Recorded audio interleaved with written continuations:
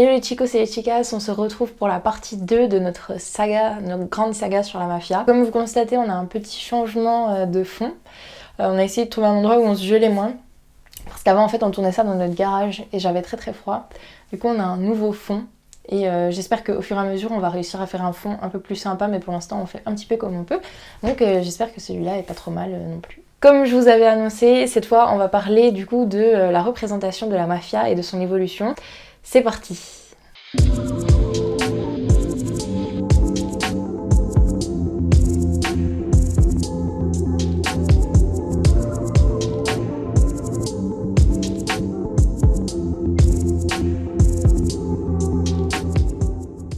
Les crimes, les faits divers passionnent depuis toujours. On verra ça dans une prochaine vidéo, on essaiera de comprendre pourquoi. En tout cas, ça a toujours été exploité par les médias, par la presse depuis leur existence, parce que tout simplement ça fait vendre. Comment ça a commencé? Au début de la presse, on avait notamment des illustrations en fait pour relater les faits divers. Ensuite, on en est venu aux photos de scènes de crime. Et j'espère que je pourrai peut-être vous trouver des images, mais c'était déjà très trash. On a tendance à croire que les médias sont de pire en pire, mais déjà à l'époque on ne reculait devant rien pour choquer. Et même avant, en fait, j'ai envie de vous dire que les médias soient là pour relayer les crimes, les meurtres, etc. Les gens étaient passionnés par les exécutions publiques, etc. Donc il y a toujours eu une fascination pour le morbide, le sordide, qui ne date pas d'hier. Bon, je suis désolée si vous voyez mes petites notes, hein, mais je ne sais pas tout par cœur, encore une fois. Du coup, ce que j'avais envie de vous dire, dès l'Antiquité, en fait, le peuple est déjà passionné par les crimes en tout genre et les penseurs de l'époque essayaient déjà justement de comprendre pourquoi. Et du coup, je vous cite Lucrèce qui, au 1er siècle avant notre ère, soulignait déjà l'un des travers humains les plus répandus, qui disait « Entre compassion pour les victimes et fascination pour le drame, il existe toute une gamme de sentiments plus ou moins refoulés au niveau du discours. » Et on a un écrivain, un philosophe irlandais, Edmund Burke, qui s'est beaucoup penché sur cette question, qui dit qu'il est convaincu que les malheurs et douleurs d'autrui nous procurent du délice et qu'il n'est pas de faible intensité. Selon lui, la terreur, c'est le principe directeur du sublime. The ruling principle of the sublime. Voilà, je fais de l'anglais en même temps. Tout ce qui est propre à susciter les idées de douleur et de danger, tout ce qui agit de façon analogue à la terreur est source de sublime, capable de produire les plus fortes émotions que l'esprit puisse ressentir. Alors je pense que vous serez tout à fait d'accord avec moi, c'est un petit peu ça qu'on recherche finalement, c'est la sensation de mise en danger quand on regarde ces films-là, c'est la sensation d'interdit, c'est les frissons, donc c'était tout à fait bien décrit alors que ça date déjà d'un certain temps. Oui, je vous ai parlé d'Antiquité, mais le Edmund Burke il est pas de l'Antiquité, hein. Mélangez pas tout quand même, faites un effort pour suivre. Qu'est-ce qu'il nous dit du coup ? Qui n'entend pas ces termes-là au figuré, réunissez dans un théâtre, dit-il, un public avide de voir la plus poignante des tragédies et annoncez juste avant le lever de rideau que va avoir lieu dehors l'exécution d'un criminel célèbre et vous verrez la salle se vider. C'est exactement ce que je vous disais tout à l'heure. Une catastrophe, même si elle a pour origine une erreur humaine, a tout au plus des responsables. Un crime a lui un auteur, ce qui est bien différent. Suscite-t-il pour autant l'aversion? À coup sûr s'il s'agit d'un tueur d'enfants. Mais la plupart des criminels font naître des sentiments ambivalents où l'attirance se mêle à la répulsion, l'admiration au mépris, la sympathie à l'hostilité. L'opinion publique n'est pas loin de voir en eux des êtres d'exception, même les élites les jugent dignes d'intérêt. Et alors ça c'est un fait intéressant je trouve. On note justement qu'un Crimes Club a été fondé à Londres dès 1903. Donc en fait c'était un club où étaient organisés des débats privés où des nobles se réunissaient pour discuter de faits divers, etc. Pour essayer de comprendre des anciens faits divers, des crimes du passé, etc. Des affaires d'actualité, des choses non résolues, etc. Et c'était vraiment des membres éminents, des grands médecins, des juristes, des écrivains, notamment Sir Arthur Conan Doyle qui a écrit les Sherlock Holmes fréquentait ce genre de club. Et on pense que c'est de là aussi qu'il a tiré certaines idées pour ses romans. Cette fascination qui prend des formes très étranges, là je vous parle d'un truc plus actuel. Encore aujourd'hui, on a des tas de femmes qui écrivent à des criminels en prison. Aux États-Unis notamment, les meurtriers dans le couloir de la mort reçoivent des tas de courriers d'admiratrices. Il y en a certains qui se marient avec ces femmes. Et exemple aussi totalement différent, la fascination que continue d'exercer le crime. Vous noterez par exemple que Marilyn Manson, c'est une référence à Marilyn Monroe et Charles Manson, donc tueurs très célèbres. Et je cite, selon lui, ce sont les deux pôles de la culture américaine. Et du coup, tous les autres membres de son groupe ont aussi des noms qui associent comme ça le prénom d'une star féminine et le nom d'un tueur, Madonna Wayne Gacy, Zaza Speck et Ginger Fish. Alors du coup, si la représentation du crime, ça commence évidemment par les écrits, les magazines, les romans, etc., le cinéma, par la suite, dès son apparition, s'empare très vite de ce sujet-là. Alors le cinéma qui a un rapport ambigu avec la criminalité, puisqu'il a souvent tendance à créer de l'empathie pour les criminels selon les plus vives critiques. Il permet aux spectateurs de ressentir des émotions intenses en représentant des choses très crues. Et le cinéma à ses débuts, du coup, c'est le vrai pur divertissement. On fait des films de genre et qui sont vraiment... aller au cinéma, c'est une activité à part entière dans les années 20, les années 30, etc. Et les gens, ils veulent vraiment du grand spectacle. Et finalement, le plus grand spectacle qui peut leur être offert, les premiers vrais films chocs comme ça, ce sera les films sur les gangsters. Parce que il y a les mitraillettes, parce qu'il y a les courses-poursuites, parce qu'il y a de l'action. C'est les premiers films vraiment qui constituent cette notion de divertissement. Comme je vous le dis justement, le cinéma va créer un de ses premiers genres proprement dit dans le cinéma avec les films de gangsters. 1927-1929, ce sont des années charnières du cinéma américain, celles où on passe du muet au parlant. Non seulement pour les dialogues, mais aussi justement ça permet cette fois d'entendre en fait le bruit des revolvers, des mitraillettes, etc. qui sont très présentes dans les films de gangsters. Les fameuses mitraillettes Thompson, les Tomahawk. Du coup, ces mêmes années en fait voient l'expérience de la prohibition tourner au fiasco total dans tout le pays. Et à ce moment-là, dans la réalité, l'attention se focalise sur Chicago et je pense que vous verrez où je vais en venir.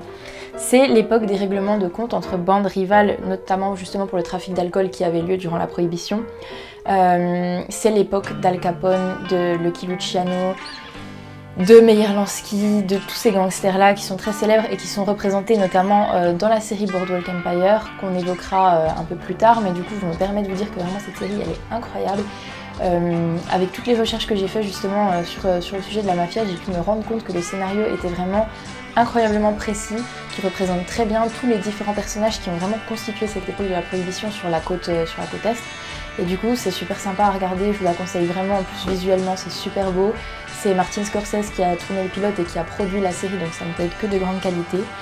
Donc vraiment, Boardwalk Empire, si vous vous intéressez à cette époque-là, c'est vraiment une pépite. Du coup, qu'est-ce que je vous disais? Les premiers films de gangsters, notamment 1931, produit par la Warner, on a L'Ennemi public avec James Cagney ou Little Caesar qui est vraiment le film marquant de cette époque-là avec Edward G. Robinson. Alors ceux-là en fait se contentent prudemment de personnages imaginaires sans trop d'allusions directes à l'actualité, même s'ils ont déjà ce truc intéressant de représenter en fait des personnages qui sont d'une ethnie particulière, soit italo-américain, soit ethnie je me comprends, mais soit juif. C'est une caractéristique importante du personnage.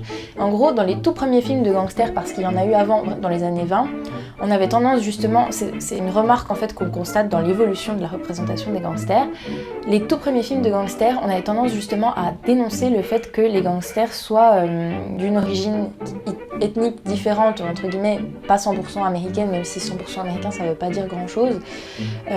Et du coup ça faisait partie de la caractéristique du personnage. En gros on expliquait un peu le fait que ce soit un criminel par cette ethnie-là.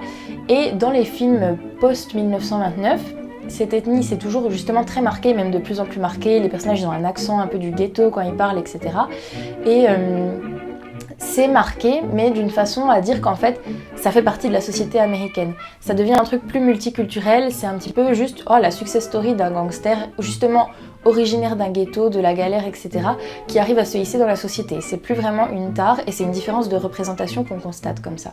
Alors que auparavant, on était vraiment dans les théories un peu eugénistes qu'on pouvait avoir, et je vous ai notamment mentionné ça en première partie quand je vous ai dit que Lombroso disait que il y avait le côté méridional qui expliquait la mafia en Sicile. On était un peu dans ce genre de délire là aussi où on avait tendance à dire que de toute façon les Italiens aiment se venger, ils ont le sang chaud, ils s'énervent, etc. Donc ils raquettent les gens, etc. Les Juifs ils aiment l'argent, blablabla, donc forcément ils font des magouilles et ce genre de choses, donc des théories un petit peu fumeuses comme ça. Et on observe que ça évolue petit à petit et que la représentation des gangsters va dans l'espèce d'ultra-libéralisme qui se développe après, qui entraînera le crash boursier, etc. Et ça suit tout ça, et du coup ces espèces de success story en mode j'arrive à m'élever, je deviens riche, etc. Ça s'adapte en fait à la mentalité de l'époque. Donc comme je vous disais, début des années 30, on est surtout sur des histoires qui ne sont pas officiellement inspirées de la vie réelle, mais à l'époque déjà on est focalisé sur Al Capone. À ce moment-là, à Chicago, c'est vraiment en fait le maître de la ville. Le mec fait et défait les maires, les policiers, il fait régner la terreur dans les rues de Chicago. Le très connu du coup massacre de la Saint-Valentin le 14 février 1929, où il fait abattre 7 hommes d'un coup d'une bande rivale, met un peu le dernier point d'honneur à sa légende criminelle, et bientôt du coup cinématographique, puisque du coup un film est réalisé à son sujet. Il s'agit du film très célèbre Scarface, donc pas celui avec Al Pacino, le film d'Howard Hawks, qui justement s'inspire de la vie de Capone, qui est joué par Paul Muni.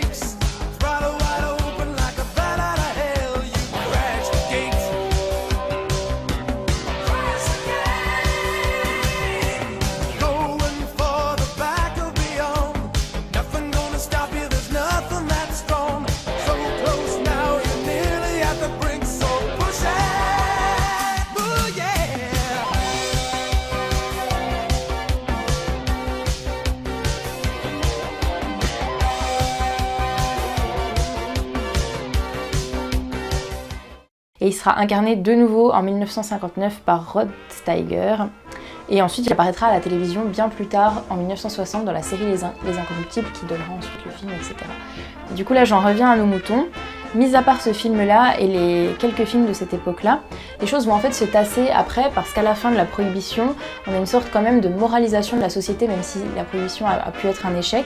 On a le code Hays qui entre en vigueur en 1934 et qui du coup en fait censure le cinéma, et pas seulement parce que c'était surtout pour empêcher disons les scènes à caractère sexuel, etc., mais pas seulement, aussi la violence, etc., etc.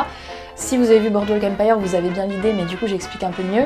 La Prohibition, ça s'est aussi mis en place parce qu'il y avait des associations protestantes, des associations religieuses, des associations de femmes, etc., qui réclamaient justement la moralisation de la société, alors que dans les années 20, ça commençait les années folles, justement, libération des mœurs, etc. Et on réclamait, en fait c'était un petit peu le clash entre l'espèce d'industrialisation qui avait lieu en Amérique, les gens qui vivaient de plus en plus dans les villes, qui faisaient la fête, qui avaient un mode de vie différent, le développement du divertissement, etc. Et les sociétés plus rurales qui avant représentaient la majeure partie du pays, ce qui n'était plus le cas au moment où les choses ont basculé justement dans les années 20 à une société plus urbaine. Et du coup, la partie rurale de l'Amérique, très puritaine, encore très religieuse, etc., qui réclamait du conservatisme, très simplement. Et du coup, la pression a fait que des lois ont été adoptées, et notamment celle de la Prohibition qui interdisait du coup la vente d'alcool. C'était un échec monumental qui a entraîné beaucoup de contrebande, beaucoup de criminalité, et qui au final n'a fait qu'empirer les choses. Et du coup, post-prohibition, on essaie quand même de remettre les choses un peu en ordre. Ça va être notamment aussi le développement du FBI avec J. Edgar Hoover, le très célèbre directeur du bureau, qui va partir en croisade contre le crime en général, même si à l'époque on ne parle pas encore vraiment de mafia, de crime organisé aux États-Unis. C'est pas encore conceptualisé en fait. Mais du coup, on tente de moraliser la société, et on restreint en fait la possibilité de montrer certaines choses au cinéma. Du coup, sous la pression de Hoover, on ne doit plus en fait rehausser même indirectement le prestige des bandits, qui bénéficient alors d'une certaine popularité en fait, parce qu'on est en période de crise. Années 30, c'est la Grande Dépression aux États-Unis, les gens sont en galère, et pour eux en fait, un John Dillinger, donc un bandit très célèbre qui braquait des banques, Machine Gun Kelly, etc., donc tous ces braqueurs de banques, on les voit un peu comme des Robins des Bois en fait. De toute façon, on respecte moins l'État, on respecte moins le système, la police est très décriée, et les bandits qui braquent les banques pour filer de la thune aux pauvres, des fois, c'est vraiment les Robins des Bois de l'époque. On en vient à trouver ça légitime. Et du coup, Hoover, forcément, ça lui plaît pas, il essaie de remettre un peu d'ordre dans tout ça, et ça devient inconcevable au cinéma, qu'on glorifie ce genre de personnages. Et du coup, on va passer sur une époque où finalement les personnages centraux des films vont devenir les détectives, les policiers, etc. qui luttent contre le crime. Certes, du coup, on a toujours des films de gangsters dans les années 30-40, mais comme je vous le dis, le projecteur il est mis maintenant sur les policiers. Symbole de ce retournement, on a James Cagney qui était abonné en fait au rôle de gangster, d'ennemi public, qui devient le représentant de l'ordre dans le film Les Hors-la-Loi de William Cayley en 1935. Le titre original c'est d'ailleurs G-Men, c'est le terme en fait qui désigne à l'époque les agents du FBI. Qu'est-ce qu'on a ensuite? Comme je vous le dis, c'est l'arrivée en fait de la série Les Incorruptibles, qui raconte en fait la lutte contre le crime justement, contre Al Capone, etc. avec le personnage clé du policier qu'est Elliot Ness. Et c'est cette série qui inspirera le film qu'on aura plus tard avec Robert De Niro, de Brian De Palma, en 1986. Le film le plus proche de la réalité concernant Al Capone qui est réalisé un peu plus tard, c'est L'affaire Al Capone de Roger Corman avec Jason Robards dans le rôle titre. Et Hollywood, du coup, à ce moment-là, années 60 mais aussi 50 déjà, rattrape son retard parce que là, finalement, c'est complètement à l'abandon ces idées de moralisation, etc. La censure diminue, en tout cas sur ce thème-là, parce qu'après on aura toujours le macartisme, etc. concernant le communisme. Et c'est en fait pour ça aussi qu'on s'oriente sur ça, parce que l'angoisse, la phobie de J. Edgar Hoover, c'est le communisme. Et c'est ce qu'on lui reproche d'ailleurs, c'est d'avoir beaucoup plus lutté finalement contre les rouges que contre la mafia, contre le crime organisé. Sa technique en fait parce que bon, je sais pas si vous connaissez les personnages qu'on accuse en fait d'avoir vraiment eu une domination politique très importante, enfin d'avoir vraiment politisé le FBI plus que d'avoir vraiment mené ses combats contre la criminalité. Son combat principal c'était la lutte contre le communisme et il en a délaissé un tas d'autres choses pour faire style qu'il luttait vraiment contre la criminalité. Il a fait des gros coups, des grosses arrestations, notamment John Dillinger qui a été abattu par le FBI et d'autres gangsters de ce type, mais finalement c'était des prises très occasionnelles et il n'y a pas eu de lutte institutionnalisée contre tout le système du crime organisé sur lequel il se penchait pas vraiment en fait, parce qu'il était tout au reste et pas du tout à ça. Et c'est pour ça aussi finalement que la main noire, que la mafia ont pu prospérer aux États-Unis, parce que mis à part justement certaines villes bien spécifiques où on a tenté de mener des coups d'éclat, c'était relativement délaissé en fait. Du coup, Claudia me fait remarquer que je pourrais vous parler du film J. Edgar, qui a du coup été réalisé par Clint Eastwood il y a quelques années. Je suis pas très fan de ce film, néanmoins ça explique bien quand même le personnage, etc., qui est joué par DiCaprio dans le film. Vous aurez l'occasion de voir les maquillages les plus ignobles de toute l'histoire du cinéma dans ce film, donc rien que pour ça, ça vaut le coup, parce que comme ça vous aurez la ref si quelqu'un fait une vanne à ce sujet. N'hésitez pas à nous dire ce que vous en pensez. Pour moi, c'est vraiment pas un des meilleurs films de Clint Eastwood, mais ça permet quand même d'avoir certaines connaissances sur ce sujet. Parce que c'est vrai qu'en France, on ne connaît pas forcément très bien ce personnage. Comme je vous le disais, du coup, années 50-60, Hollywood décide finalement de reprendre les films de gangsters. Et on a tout un tas de vedettes criminelles de cette époque qui finalement connaîtront la gloire au cinéma à titre posthume. Leur nom constitue souvent le titre du film. On a par exemple Babyface Nelson. My name is George Nelson, get me? Didn't mean nothing by George Nelson, not Babyface. Babyface Nelson, en français L'ennemi public, de Don Siegel, avec Mickey Rooney en 1957. Machine Gun Kelly ou Mitraillette Kelly de Roger Corman avec Charles Bronson en 1958.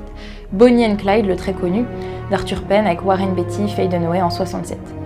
Autre légende des années 30, Ma Barker, abattue à 63 ans avec un de ses fils. En fait, la meuf faisait des trafics avec ses gosses.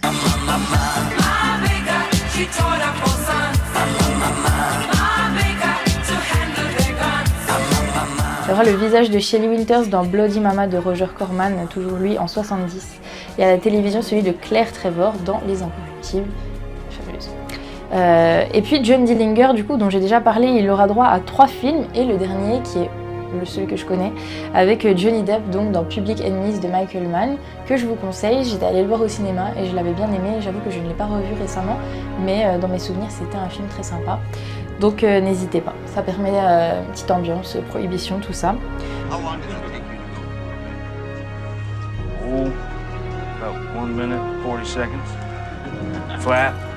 Petit truc un peu à part dont j'avais envie de vous parler du coup, Surfant sur le succès des films de bandits comme ça, le producteur américain Louis de Rochemont, il tente à l'époque un projet qui se veut plus réaliste et en fait il décide de créer et de diriger une série d'actualités cinématographiques qu'il appelle The March of Time.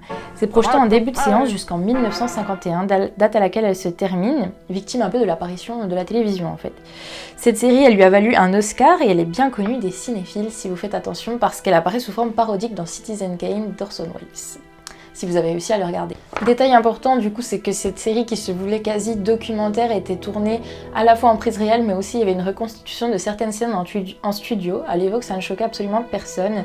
Au milieu des années 40 du coup, Louis de Rochemont, devenu producteur de films de fiction à la 20th Century Fox, a l'idée de reprendre ce même principe, raconter une histoire vraie, la reconstituer en studio avec des acteurs professionnels, mais coller le plus possible à la réalité en rajoutant des commentaires en voix off. Si vous voulez, c'est l'équivalent des années 40 de Petit secret entre voisins, en tournant du coup certaines scènes sur les lieux de l'action ou en incorporant de courtes séquences authentiques.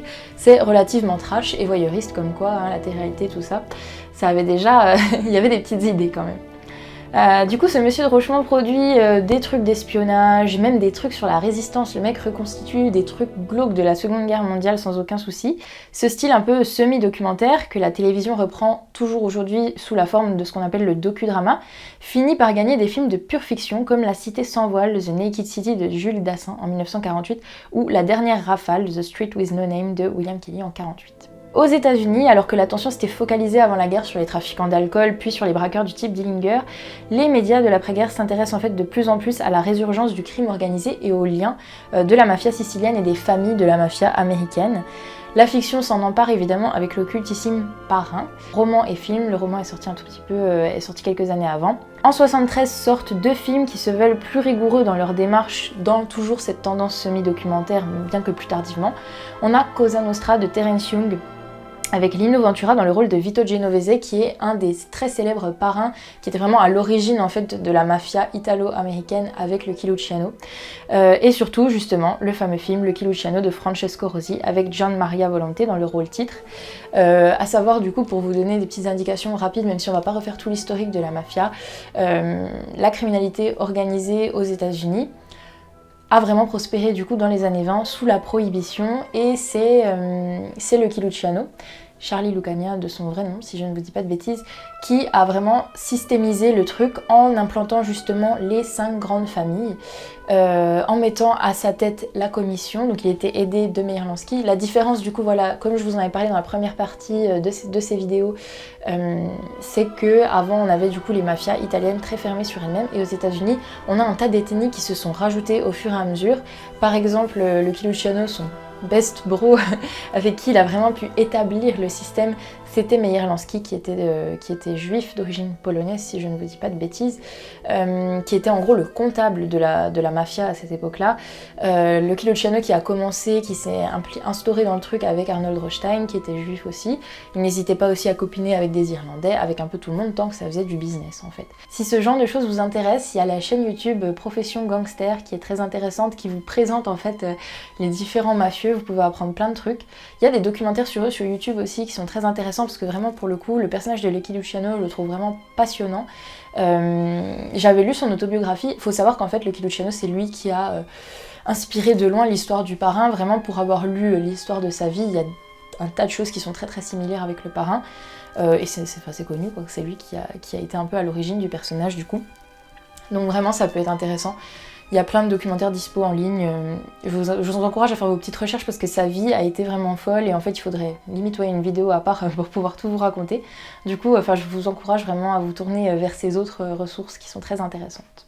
Pour insister un petit peu plus du coup sur la trilogie du Parrain, pourquoi elle va marquer autant le cinéma? Parce que c'est la première fois qu'une œuvre d'une telle ampleur caractérise le phénomène de mafia. Les gens avant n'avaient aucune idée de comment ça pouvait être structuré, organisé, et de toutes les activités dans lesquelles ils pouvaient être impliqués, de la noirceur et de la violence du phénomène.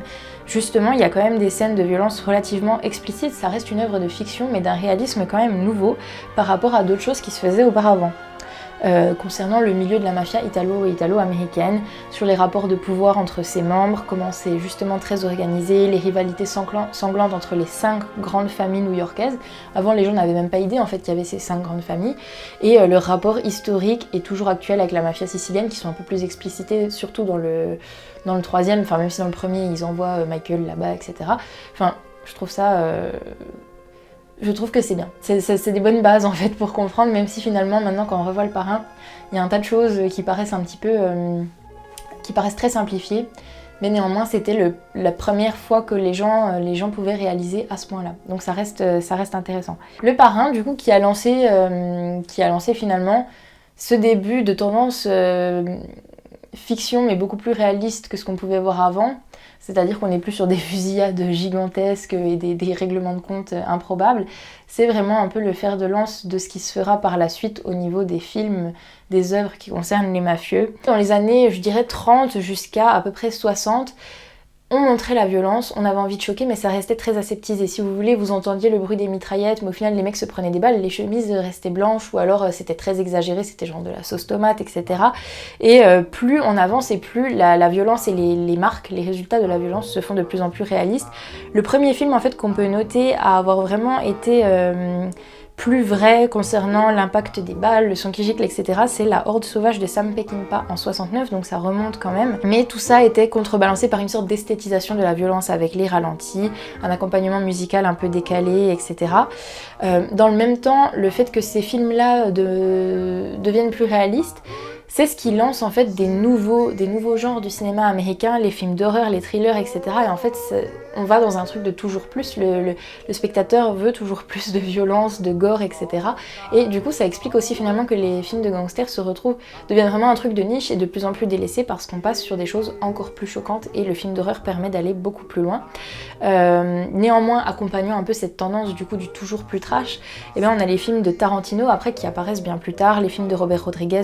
Donc pour Tarantino, on va citer Reservoir Dogs, Pulp Fiction évidemment, Sin City de Robert Rodriguez.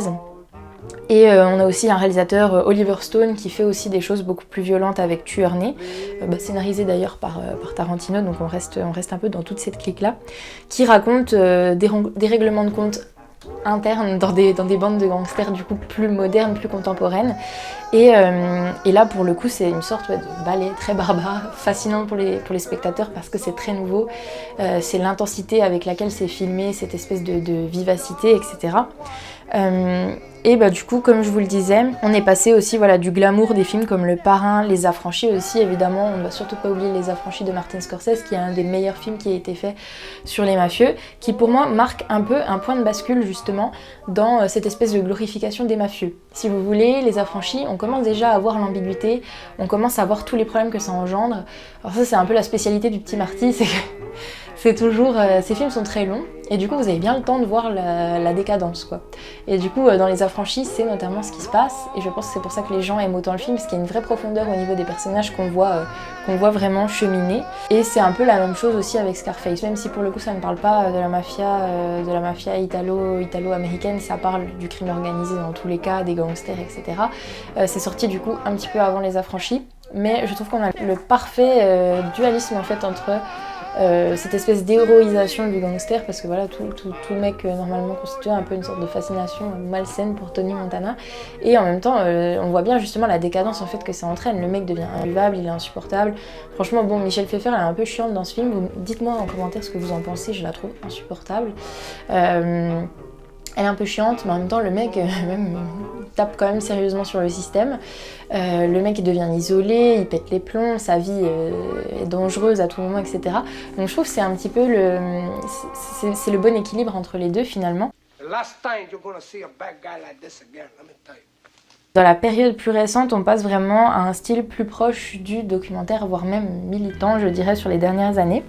Les dernières décennies, du coup, offrent un prolongement un peu commercial aux affaires à sensation, Moi je nous ai noté du coup Le Mystère Von Bülow de Barbet Schroeder en 90, L'Appât de Tavernier en 94 et plus récemment en France on a Mesrine de Jean-François Richet en 2008. Donc ce film en 2 parties avec Vincent Cassel sur Mesrine, gangster français très connu parce qu'on en a aussi même si on en parle moins. Comme je vous le disais, cinéma militant dans le sens où maintenant on dénonce plus en fait vraiment le problème de la mafia parce que si vous voulez, dans Le Parrain ça reste quand même assez glorifié finalement. On y reviendra mais il y a ce côté homme d'honneur, ils prennent soin de leur famille, ils essaient de se fier à un certain code de conduite, etc. Et finalement maintenant on en vient à un contenu toujours émotionnel mais en fait un peu plus réaliste. C'est ce qu'on voit notamment avec des films comme Gomorrah que vous voyez, enfin là c'est la série sur mon magnifique t-shirt. C'est donc le film qui est inspiré, enfin qui est né d'après le livre de Roberto Saviano qui se voulait vraiment une enquête sur la Camorra, sur la mafia napolitaine, qui a donc inspiré le film qui a été primé à Cannes, qui est vraiment pour le coup très réaliste et qui a ensuite lancé la série absolument incroyable qu'est Gomorrah.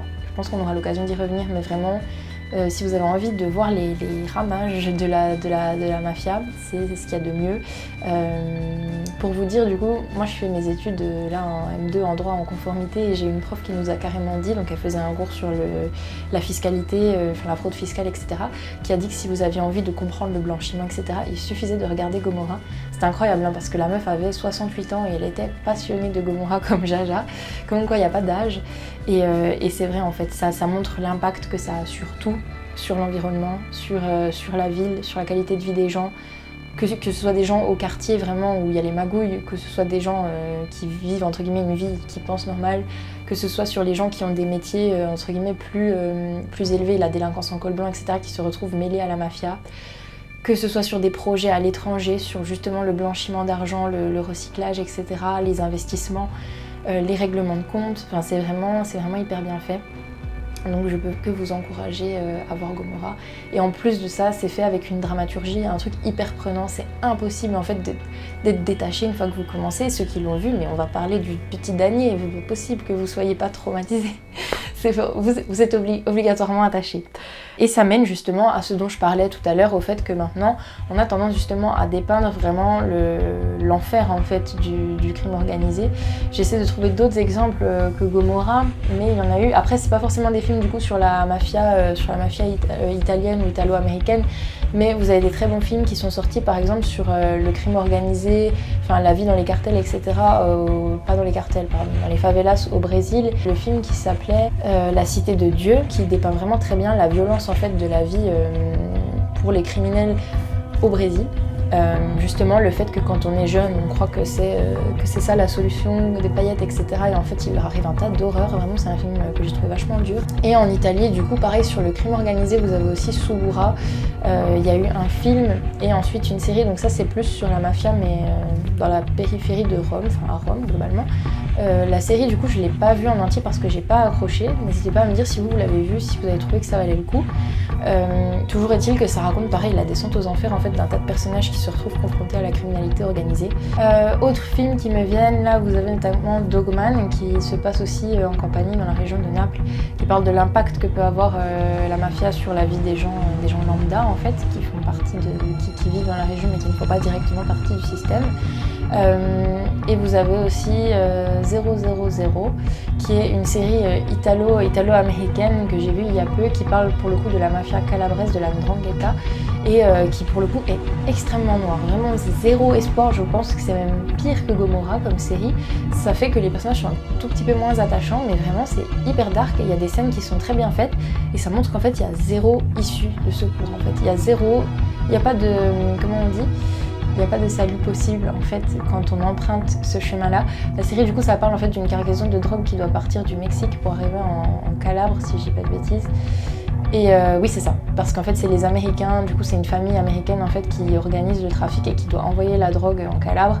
Et cette cargaison est dévié parce qu'il y a des guerres intestines en fait au sein du clan Calabrais, et du coup il y a un membre de ce clan qui décide d'empêcher l'arrivée de la drogue, et ça a un impact en fait sur tous les acteurs du système, donc sur ceux qui sont en Amérique, sur ceux qui sont au Mexique et sur les autres qui sont en Italie, et ça montre vraiment très bien en fait les ramages de la mafia et les dégâts que ça peut causer sur tout le monde, et vraiment des dégâts collatéraux auxquels on ne penserait pas.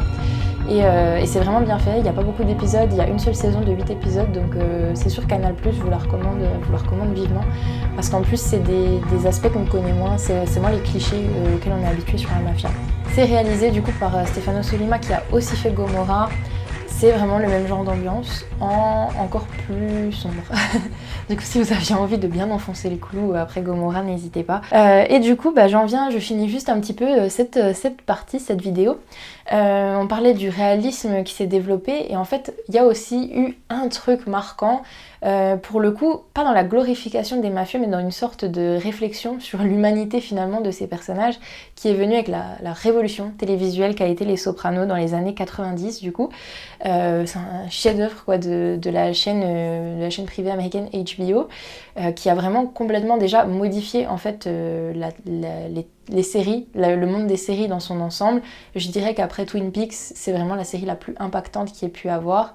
Ça a complètement bouleversé la narration à la télé, le développement profond des personnages, etc. C'est du coup une série qui raconte, si vraiment vous avez vécu dans une grotte et que vous ne le savez pas, la vie en fait du mafieux Tony Soprano, qui a la quarantaine, je pense, oui c'est ça, et qui fait un peu en gros sa crise de la quarantaine, et du coup ce mafieux se retrouve à aller chez la psy, parce qu'il fait des crises d'angoisse. Et on voit ses séances avec la psy, on voit sa vie familiale, comment il essaie de gérer son mariage un petit peu en crise, ses gamins ados qui pètent les plombs aussi, et en même temps son business, en gros officiellement il gère une société de collecte des déchets dans le New Jersey, donc pas à New York directement. La série elle met vraiment en scène justement cette espèce de périphérie du New Jersey, c'est ça qui est intéressant aussi parce qu'on a l'habitude de voir la mafia à New York, etc. Et là c'est totalement différent, c'est moins urbain. Et donc comment il gère, donc il a une espèce de club, le Badaboom, j'adore ce nom, non le Badabing pardon, j'adore quand même, et ses collègues, les relations avec ses collègues mafieux en gros.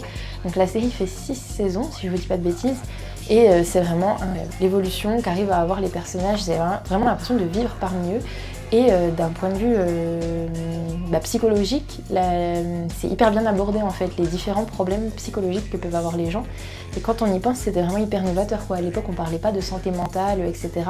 Je pense vraiment un mafieux qui a des crises d'angoisse, c'était un truc de fou. Maintenant, évidemment, vous voyez maintenant, ça vous paraîtra moins surprenant, mais il faut replacer dans le contexte de l'époque. Et l'acteur James Gandolfini, il est Tony Soprano, et il l'a dit lui-même justement qu'il y avait une vraie confusion entre sa personnalité à lui et le personnage. C'est le rôle de sa vie. Si vous ne savez pas, du coup, James Gandolfini, il est décédé il y a quelques années, et il aura vraiment marqué quoi, le monde de la télé par cette espèce d'interprétation incroyable. Il porte toute la série sur lui. La série, elle est très bien faite en ce que vraiment, elle présente un tas de personnages, pour le coup, très attachants. Moi, le personnage de Christopher, je dirais que c'est un de mes personnages préférés de toutes les séries télé. Si vous avez vu la série, dites-moi aussi. Je trouve que c'est un personnage super intéressant, qui a une évolution, des fluctuations incroyables. C'est ça qui est bien dans Les Sopranos, c'est que il n'y a pas de personnage que vous allez aimer ou détester tout le long. C'est vraiment bien amené parce qu'en fait, il n'y a pas de bon ou de mauvais. C'est la vraie vie, c'est changeant sans arrêt. Et si vous avez vu la série en entier, vous-même, vous savez que la fin, elle est incroyablement impactante aussi et très nouvelle. Et il y a vraiment eu... c'est un coup de génie. Si vous voulez, parlez-en dans les commentaires en mettant spoiler. S'il y a des gens qui voient cette vidéo, j'en sais rien à l'heure actuelle. Du coup, voilà, j'avais un petit peu envie de terminer sur ça, parce que cette histoire justement de psychologie et tout ça, c'est ce qu'on va développer dans une partie suivante, du coup. Prochaine partie que je vous annonce d'ores et déjà, on va essayer de parler de la dimension mythique de la mafia pour une troisième partie. Et notre quatrième et dernière partie, ce sera justement sur des aspects psychologiques et sociologiques. Donc voilà, je vous invite à nous retrouver pour la suite. Et en tout cas, si vous aimez bien, n'hésitez pas à vous abonner, à liker, tout ça, à commenter, ça nous fera plaisir. Et voilà, on se retrouve bientôt. Prenez soin de vous.